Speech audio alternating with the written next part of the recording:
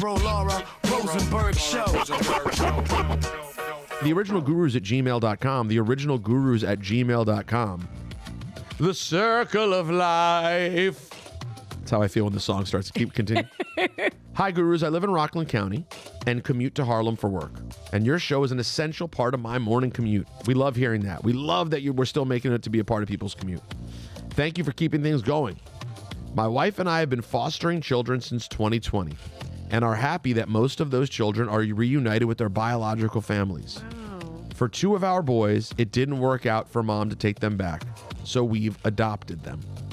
We love them and still see their mom as much as possible. We're white and our 2 boys are black. They're now 5 and 6 years old, and we've been trying to introduce concepts of race to them because we want them to be proud of their blackness and because we want them to understand what it means for how they may need to navigate certain spaces safely. Our area of Rockland is depressingly red and pro-cop. So we've read books and are conscious of bringing black music and culture into our lives, but they don't seem to get that they are black. When I say they're black, they respond with, "No, I'm not. I'm chocolate brown." They know that it's Black History Month, but don't get that they are part of that amazing legacy of black achievement. I'm happy that they feel belonging in our family, but don't want them to start to understand their race through a traumatic experience later on. Do you have any recommendations for helping young kids gain racial awareness? I'm wondering how Ebro experienced a mixed race upbringing and when he understood that his race was different from his mom's. Thank you, Max. Oh, this is a Ebro Guru special. Well, mine was a little bit more when I got called the N-word in kindergarten by a kid named Manuel, and so I knew at that juncture. I was also, most of my extended family, or all of my extended family, except my mom and my brother that I saw frequently in my life, were black. So I was raised with mostly the black side of my family. Yeah. And then just, how old are the kids again? 5 and 6. 5 and 6. Some of it'll happen just because I don't know what their hair. And this is how crazy this racial thing is. A lot of people think it's complexion, and that does have a lot to do with it, but also a lot to do with his features, your nose, your lips, and your hair texture.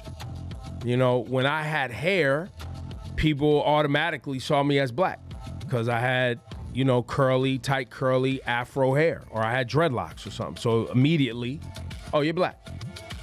As soon as I don't have hair anymore because I have white nose, straight nose, and my nose isn't that broad, oh, are you black? What are you?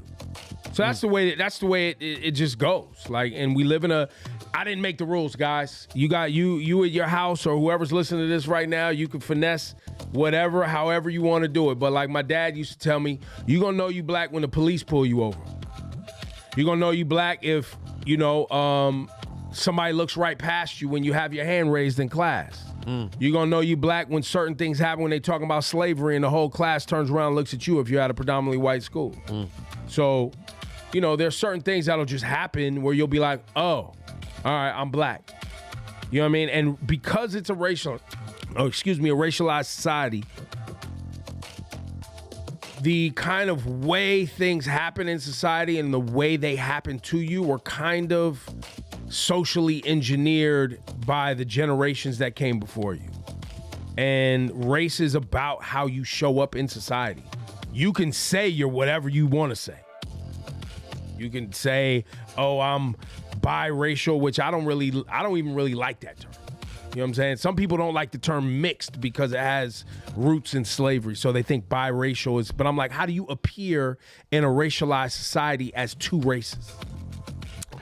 Like, you can't show up as two things. People look at you and they make an assumption. Race is based on that. Right. Now they've tried to, like, I think, politics and, once again, social engineering has tried to, like, finesse the meaning of race a little bit, because I believe that the white infrastructure, this is my belief, I believe that the white supremacist infrastructure of the United States of America does not want more people checking the black box.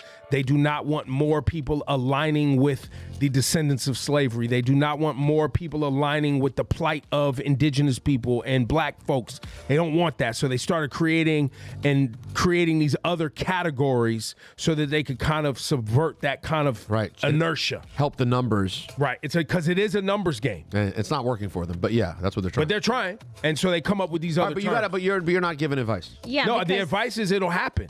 You can put them in environments, you know what I mean? But there will also be a world where they show up and they're hanging out with black folks, and black folks are like, "What are you?" But remember, they're black. They're adopted. They're adopted. Were you they're listening? black. No. Hit Ebro with the button. No, I thought they said they were biracial though. No. Or mixed. They're white. The kids are black. Oh, I missed that part. And they're just trying to get the kids to understand and be proud. of being Well, you got to black. take them to black stuff.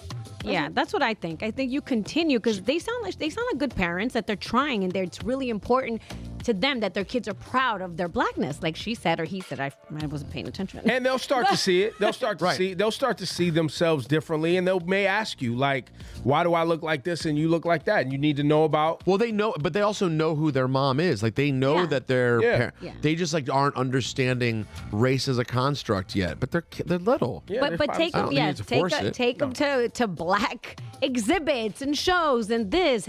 Have them be around black folks too. Well, there's also black things like Jack and Jill. Where do they say they live? Rockland County. Right. Yeah, Rockland County. Jack and Jill's up there, Jill. right? Yeah, they have Jack and Jill all over the place. So I mean, that's kind of some people say is elitist. I never did it, but that's a black gathering of young people and and families, and they do. They have people very well accomplished, scholastically accomplished, business accomplished people who are involved in Jack and Jill who are black. Yes. You know what I mean? Highly educated. And then there's also just like things for black people to gather, and you should take them to those things. Yeah. Or just watch like old episodes of Def Comedy Jam, Medea movies. No. That's not good. Listen. No. Maybe not. No, that's All not right. good. Maybe Listen. not. Listen. But you can do that also. No, you know what I was thinking about when Ebro was going through the whole thing? Like, Ebro was giving the serious things about like they're gonna know they're black. I was thinking about. You remember in do you see the Me, Myself, and Irene? When Jim Carrey's the father of the three kids, one of which is Anthony Anderson. That's right. And he doesn't know that he's not the father. And they're all sitting around watching Def Comedy Jam. The kids are all sitting in front. It's just a ridiculous playing. But that's from like Steve Martin, the Jerk. Remember the Jerk? The beginning of the same Jerk? thing, right? The same premise Yeah, where yeah. Steve Martin is like, "You're my family," and he's got to like leave, and the whole family's black. Yeah, exactly. And he's not really picking up on the fact that he's not black. Yeah, exactly. But there it is, man. That's it. Yeah. By the way, man, society is a MFer, man. It'll definitely do a number on these kids, so you got to just be there to love them. That's the other part. You got to be there to love them because there's all different types of stuff when you're dealing with racial dynamics when you have white parents. You know what I mean? Like there was times like I'd be embarrassed to show up with my mom because she was white, and the black kids was going, "Oh, your mom's white." You know what I mean? And now you got to deal. And it wasn't so much that I was embarrassed of my mom. It was just kind of like now the spotlight is on you, and now you have to deal with a thing. That's the real kind of thing about being different.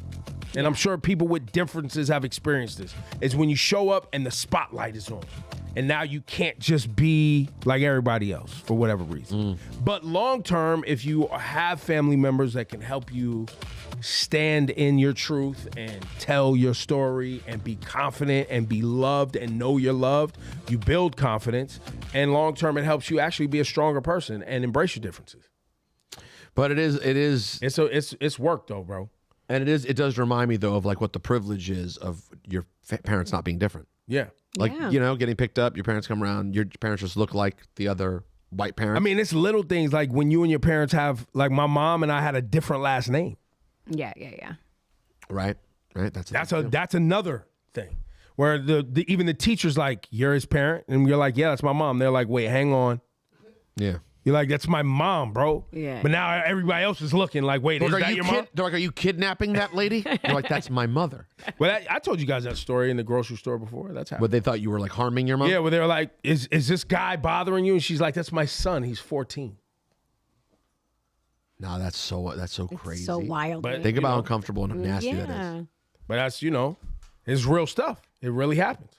So there it goes. Good luck, though. So, yeah, I you hope sound all like this lovely helps. people. That's Yes. right. Keep doing the work. It's going to take some time. Keep And it's going to be a trying. long journey. And that's okay. So say the gurus. Listen, I watched 6 Feet Under, and David and Keith adopted 2 kids. But Keith was black, so, David's white, but Keith was black, but the kids were black. Either way, they figured it all out eventually, There you go. That's a great email. TheOrignalGurus@gmail.com for everybody else. Happy Friday.